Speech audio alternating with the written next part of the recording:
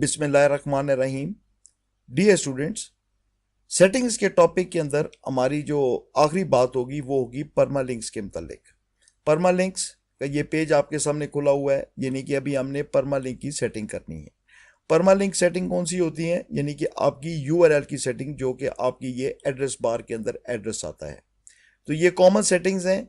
ये प्लेन के अंदर आपकी साइट का नाम आएगा, जैसे cybertech.pk/test, आगे ये क्वेश्चन मार्क पेज 1 2 3।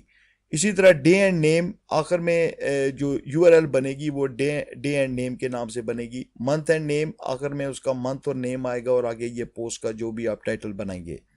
इसके बाद आता है न्यूमेरिक। ये इसकी डिफरेंट ऑप्शंस हैं, लेकिन ये इनमें से ऊपर जितनी भी दी हुई है, इनमें से कोई भी सर्च इंजन फ्रेंडली नहीं होती। सर्च इंजन्स वो चाहते हैं कि जो भी पोस्ट हो, जैसे हमारे सामने ये भी पोस्ट है, तो इसमें अभी हम इस पोस्ट को अगर खोलें, ये व्यू पोस्ट, तो हमारे सामने ये बना cybertech.pk/test। ये होगी हमारी साइट। आगे इसकी है don't clutter your WordPress dashboard, ये आगे डैश इजाज आलम जो भी उसका एड्रेस था। अब ये देखें कि तमाम वर्ड्स के बाद एक डैश आ रही है, जो कि सर्च इंजन और आम इंसान भी इसको आसानी से पढ़ सकता है।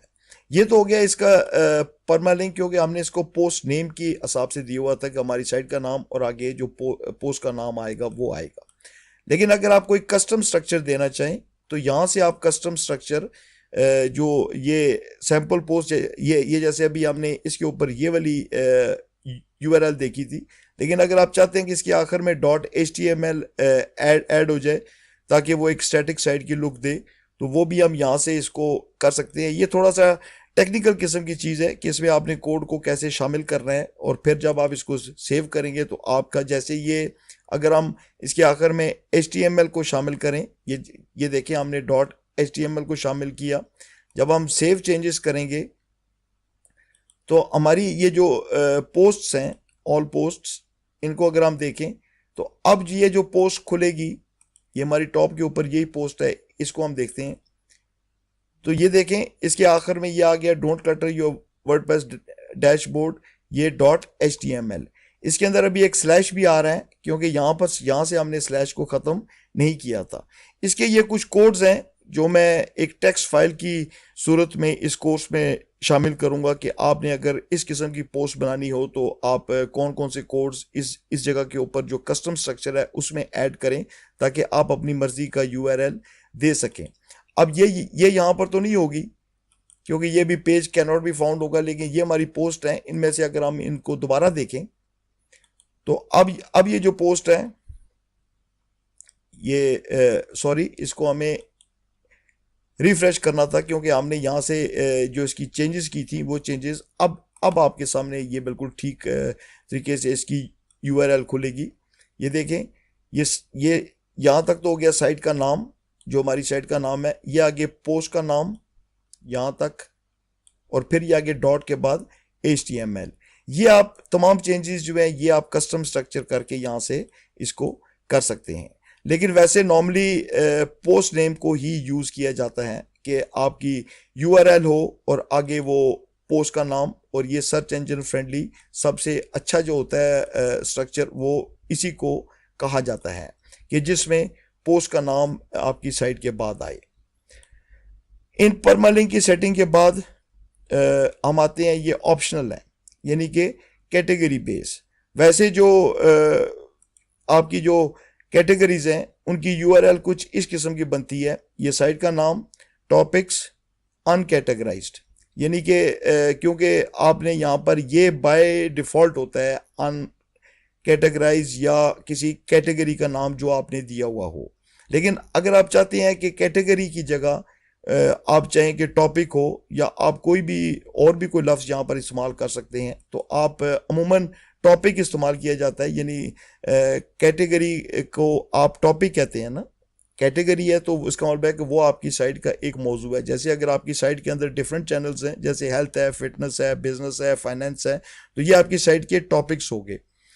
बाय डिफ़ॉल्ट उनको कैटेगरी बोला जाता है। लेकिन अगर आप चाहें कि उनको कैटेगरी ना बोला जाए, तो आप कैटेगरी बेस को टॉपिक का नाम दे दें और फिर आप सेव चेंजेस कर लें। जब आप सेव चेंजेस करेंगे तो अभी हम देखते हैं कि हमारी जो कैटेगरीज थी उनके अंदर क्या क्या तब्दीली वाक़ई हुई। ये करने के बाद ये आपकी कैटेगरीज हैं, ये जैसे लाइफ मैटर्स है, तो जब हम इसको खोलेंगे तो ये आ गया। इसका इसका यूआरएल क्या बनेगा, cybertech.pk/test। ये तो साइट का नाम हो गया। टॉपिक लाइफ मैटर्स, यानी कि यहां से वो कैटेगरी का लफ्ज खत्म होके टॉपिक लाइफ मैटर्स हो गया। लेकिन अगर आप इसको खाली छोड़ दें तो बाय डिफॉल्ट ये कैटेगरी का नाम देगा।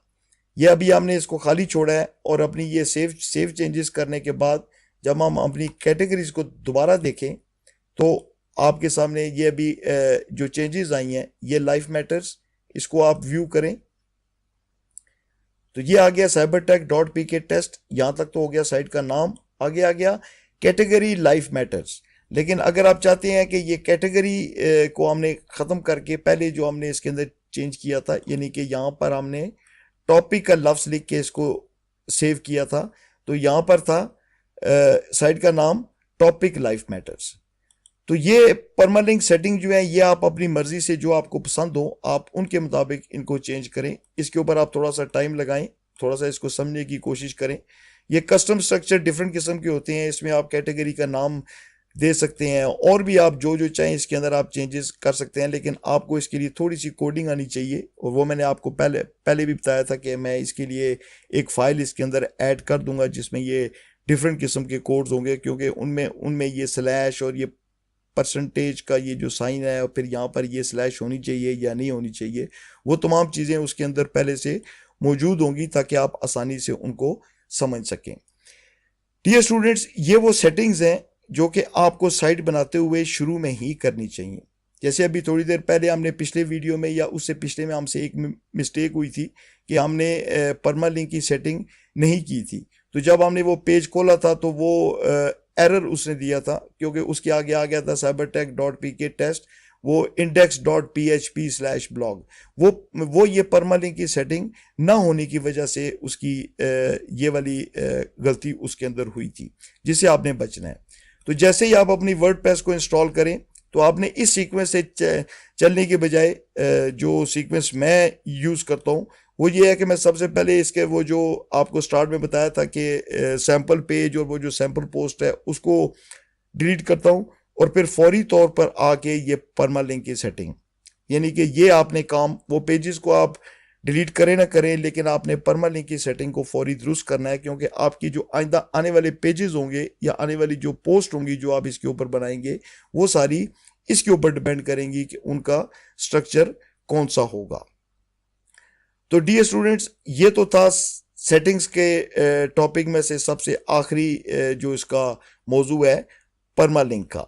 उम्मीद है कि ये सेटिंग्स की तमाम वीडियोस आपने अच्छी तरह देखी, आपको इनकी समझ आ गई होगी, क्योंकि ये आपकी साइट की बुनियादी सेटिंग्स के लिए अहम है जो कि आपने करनी है।